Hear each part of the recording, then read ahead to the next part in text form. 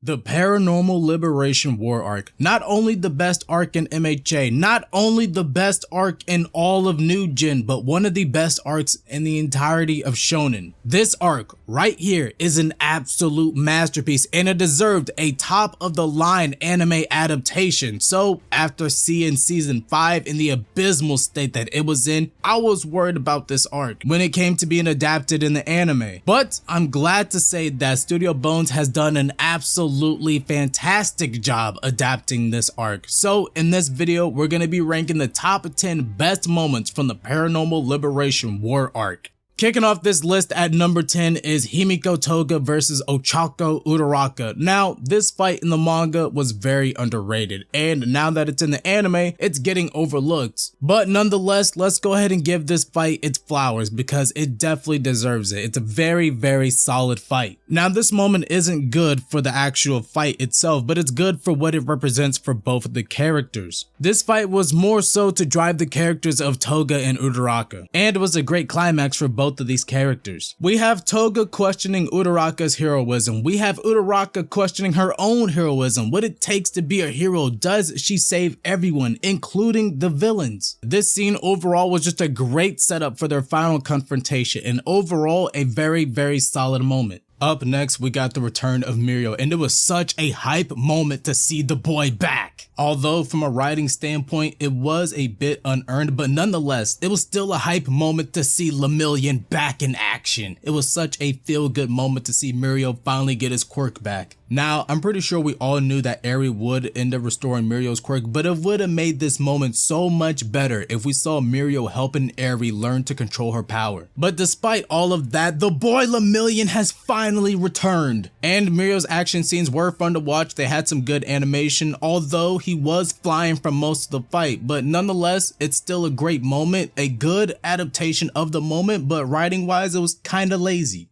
Up next, we have Gigantomachia's escape, or Gigantomachia versus the heroes. I don't know what to call this because he really wasn't fighting them. He didn't even consider them threats at all. I mean, this event starts off with Mount Lady trying to hold back Gigantomachia. The two biggest people on the battlefield are going head to head. Then you got Mount Lady's huge, voluptuous ass just falling everywhere. Then you got the very sad and very unfortunate death of Midnight. But following that sad moment, you have Momo Yaoyorozu stepping up, being a hero, being a leader when everyone else needs one, stepping up to finally conclude her great character arc. You got Mina's Acid Man, which looked really cool in the anime, but I really wish it was purple like it was in the manga. Then you got Kirishima being an absolute goat, doing the damn thing. Just be prepared to never see him again. Then you got Gigantomachia living up to the name of the walking disaster. You got the villains looking strong in victory and the heroes looking strong in defeat. Overall, this entire moment was absolutely fantastic. The animation was good for this moment, and the best part of this moment was when Mina got scared and botched the throw, but overall a top tier moment of the arc.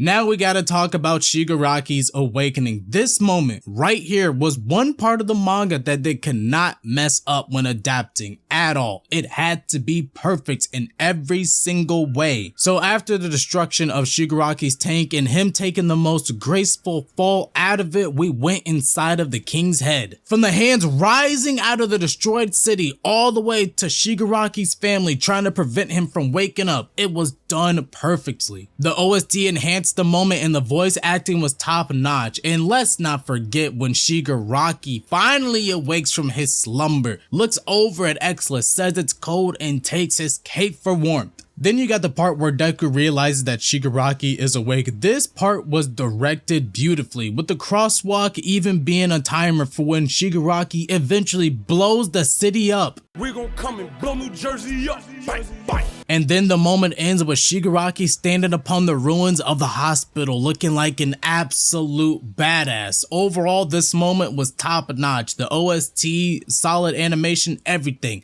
top notch. Now we gotta talk about Deku versus Shigaraki. One for all versus all for one. Main character versus main antagonist. This fight was absolutely spectacular. The part where Deku unlocked float was executed really well. And Deku saying he's the only one who can stop Shigaraki was pretty funny because he's not wrong. But the time for talking was over. It was time to throw hands, and boy did my boy Deku throw hands, feet, everything. Detroit smash, Wyoming smash, St. Louis smash, Texas smash. My boy was doing biking combos out there, going absolutely berserk. And speaking of the Texas smash, the animation for that smash was absolutely spectacular. The way that Deku moved Shigaraki's hand out of the way and delivered the meanest right hook we have ever seen was beautiful. So some things happened, people got burnt, people got skewered, and then we got the part of Deku going berserk. My boy finally did it. He finally got his berserk moment, and now he can be considered one of the best main characters of all time. Deku's berserk blew me away. It was beautiful, and I remember everyone on Twitter was complaining about this moment before it even came out. The part where they go into the vestige world was done very well and was a great way to end off this great fight. Although I do really like this fight, it was brought down by the animation. Now, it wasn't bad animation, but I did expect a little bit higher quality animation when you have the main character and the main antagonist fighting it out. It was overall a great moment, it just needed a little bit more to crack the top 5. Kicking off our top 5 is Muriels versus the 5 high-end Nomus. This fight right here was absolutely insane. I don't know what's going on over at Studio Bones, but they've been showing Muriels a lot of love for this season. Just the animation of Muriels flexing her big, sweaty, thick thighs has better animation than the entirety of 7 Deadly Frames. This single fight right here made Muriels one of the most popular characters in the entirety of My Hero Academia when the manga came out, and now that it's in the anime, it is breaking the internet. People are going crazy for Muriels. This fight had great, high intense action from start to finish and was a great appetizer for the rest of the arc. Muriels losing her arm was done beautifully, or should I say brutally, because seeing the way it contorted and hearing the bone snap made my arm hurt. But the Lunar Fall delivery was absolutely great. Then the Luna Tijeras was the chef's kiss on top, well animated, hype and violence, everything you would want in a good fight. But my one gripe about this moment was that it should have been longer. Like, the least you could have done was just add 30 more seconds of Muriels flexing her big, muscular, thick thighs. But even without all that, it's still one of the best fights in the entirety of My Hero Academia. Coming in at number 4 is Shigaraki versus everyone. My man really said, come one, come all, everyone can get the smoke. This fight was fantastic. This fight had a very strong start with the number 1 hero, Endeavor, coming in to go one-on-one with the symbol of fear, Shigaraki. Shigaraki using the search quirk was absolutely beautiful and was a huge step up from the manga. Shigaraki's bloodlust scene was executed to perfection. Then you got the part where Shigaraki dodges Endeavor's Prominence Burn and Hell Spider combo, which was done to perfection, although it was a lot better in the manga since you could see Shigaraki's arm being used as like the manga border. Shigaraki standing on top of Endeavor with his fist held up high was absolutely spectacular and has now become an iconic moment for MHA that will be praised from years on out. Plus that OST was fire, and Endeavor's vanishing fist gave me chills down my spine, and that OST for it was spectacular. Shigaraki's speech about Hero Society made him more sympathetic and made the audience want to root him on to victory as he went plus ultra, turning Gran Torino into a donut, clawing through Ryuku's hand and firing a bullet with his fingertips was absolute peak. But hey, let's take a step back to where Deku does the Wyoming smash on Shigaraki. This man was about to rip Shigaraki's head off in the manga, but in the anime it was censored, but nonetheless it was still a cool visual. Hey, y'all better put some respect on this man Deku's name. This man's a killer. There was plenty of great individual moments in this fight, but collectively it makes this fight phenomenal. Everyone in this fight looks strong and badass, although the badassery varies between characters because while Deku, Bakugou, and Endeavor were badass in their own right, they weren't as badass as the powerless Shigaraki getting jumped by all 3 of them and winning. But nonetheless, this moment, this fight was absolutely phenomenal. Coming in at the number 3 spot is Katsuki Bakugou Rising. Now, when I made this video originally for the manga, this moment was at the very top, the number 1 spot. And it might not be number 1 in this video, but top 3 is still pretty good. Everything about this moment was phenomenal. From top to bottom, absolutely peak. The music was very ambient and set the mood for the scene. The voice acting was perfect. The calmness of Bakugou was executed to perfection, and even in the dub, the voice acting was top tier. The direction of this scene, this episode, was very unique, very special. The TV sound and visuals of the TV turning off for Shigaraki was very creative. Then you have Bakugou's inner thoughts being visualized in TV format, which made this moment even more special. Even the rainbow explosions were really cool and a very unique choice for this scene. Then the moment where Bakugou comes in, shoves Deku out of the way, taking the attack, saving Deku was absolutely perfect. The silence, the absolute shock of this moment was executed to perfection. This moment was a perfect conclusion for Bakugou's character, going from a hero who only cared about fighting to showcase his strength to a hero who will risk his life to save someone in need. Bakugou is risking his life, his body, moving on its own to save Deku, the same Deku that he once told to commit self-end. A perfect moment for a perfect character. And if you don't like Bakugou after this moment, you're just stupid. This moment was absolutely perfection.